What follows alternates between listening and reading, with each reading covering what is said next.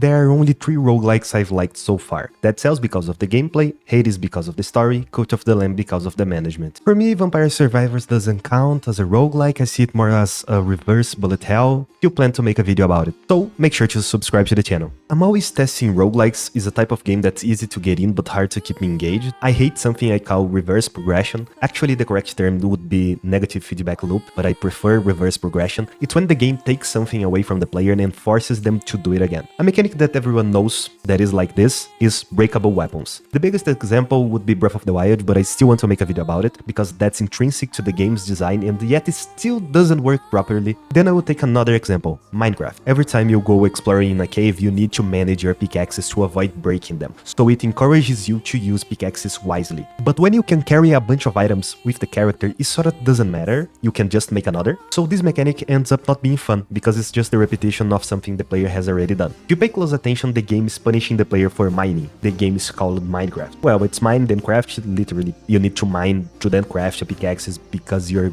broke. Yeah, but it makes sense. Minecraft only has 6 pickaxes. If the pickaxes doesn't break, the game's progression is too fast. Unlike Terraria, which has 31 pickaxes and they don't break. Roguelike is about always returning to the beginning. In some games you gain things to improve the next run, in others only the player's knowledge improves. I like gaining things, only knowledge me don't like it. When the variety of gameplay decreases and I feel like I'm doing the same thing over and over, I get lazy. I didn't finish Hades because I reached Hades, died, and felt too lazy to spend another 40-50 minutes just to reach Hades again. I said I would come back to do it and never did. The last time I opened Hades was in 2021. Besides, the game had stopped showing me more story, that's when Hades lost me. So when I heard that the team who managed the DLCs and supported Dead Cells over several years was going to make a new game, but not just a new game, a Prince of Persia roguelike, the franchise of the first game I played, The Sands of Time. I was very curious. After all, Dead Cells is very good, so the Rogue Prince of Persia must be good too, right? It's really good. It doesn't have too much content, early access, but it's good. But unlike what I thought would happen, the best thing about the game isn't the combat.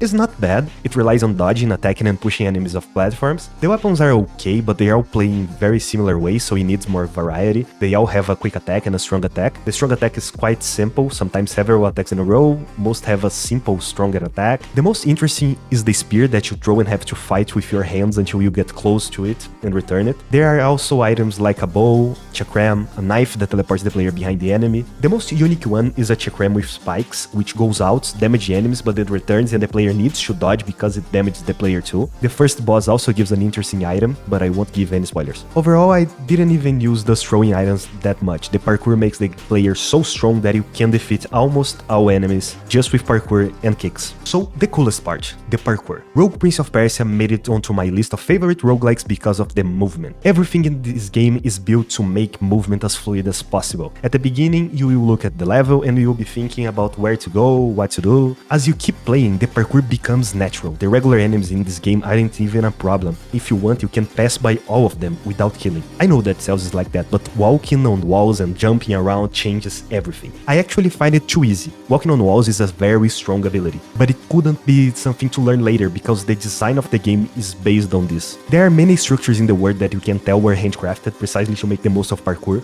Those are the coolest parts. Like the dungeons focused on parkour, which seems quite similar, some even identical, but they are extremely well made. Besides, the game animation is so smooth, it's beautiful to see character doing parkour, and sometimes I would try to get the timing of the animations just right to make everything fit together as nicely as possible. And the soundtrack is phenomenal, it's amazing, there are no other words. One of the best video game soundtracks, maybe even the best soundtracks of all roguelikes ever made. Anyone who says otherwise is wrong. Of all the roguelikes I like, there's one thing in common. They diminish the rogue part, the procedural part. Dead Cells borrows a lot from Metroidvania, with skills gained in the middle of the runs that can unlock new areas, and even weapons blueprints that change weapons from the beginning of the game, so even the beginning have variety. Some even call it a roguevania. Hades has a story that, even though it depends on the player dying and returning, made me less frustrated. After all, when I died, I got to see more of the story. In Cult of the Lamb, the roguelike and combat part didn't even catch my attention, I just wanted to collect items for the people of my cult. The beginning of a run in Rogue Prince of Persia needs more variety. The player always starts with the same weapon and item. Maybe it would be good to copy Dead Cells and always have a random weapon at the start. After all, the blueprints for weapons and items exist, it's just that there's no way to get one of them at the beginning of the run. I think because there are a few items, the devs decided not to implement that for now and make you collect the items during the run. One cool thing is that there's a mental map of things related to the characters. As they say things to you, the map forms. When the prince talks to a woman for the first time, it's just a normal conversation. After something happens, he gets an item from her